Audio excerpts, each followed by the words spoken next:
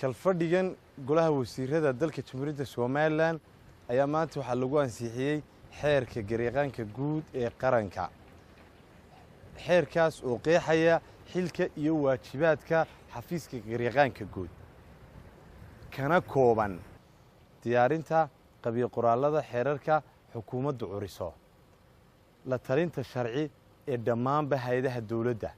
matalaadda dacwadaha madaniga ee dhammaan hay'adaha dawladda, iyo soo saaridda faafinta rasmiga ee guud ahaanba xeerarka ansaxay ee qaranka. sidoo kale waxaa kalfadhigan lagu qaybiyey nuqulka siyaasadda shaqaalaha rayidka oo ay soo diyaarisay wasaaradda shaqada iyo arrimaha bulshada, iyo nuqulka wax ka beddelka xeerka shaqaalaha rayidka xeer lambar 13/2014.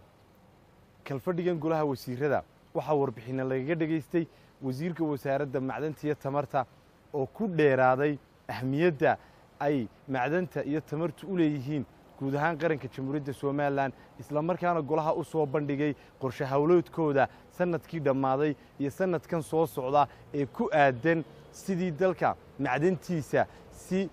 looga faa'iideysto, loogu soo saari lahaa, looguna heli lahaa maalgashiyo caalamiya, isagoo wasiirku sheegay inay diyaariyeen siyaasadihii lagu hagayay. waxaa kaloo wasiirku golaha wasiirada u sheegay in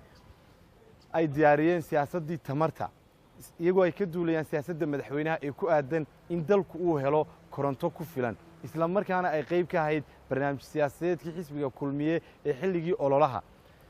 wasiirka macdanta iyo tamartu wuxuu ku dheeraaday in Soomaaliland rajadii laga qabay in shidaal la soo saaro oo sahankoodii hore u sameeyeen shirkado badan oo caalamiye, iminka loo guuri doono wajigii labaad ee ceelalka shidaalka loogu qodayo Soomaaliland si qarankeenu uu isku filaanshiyo u helo. waxaa isaguna golaha wasiirada warbixin ka jeediyey wasiirka wasaaradda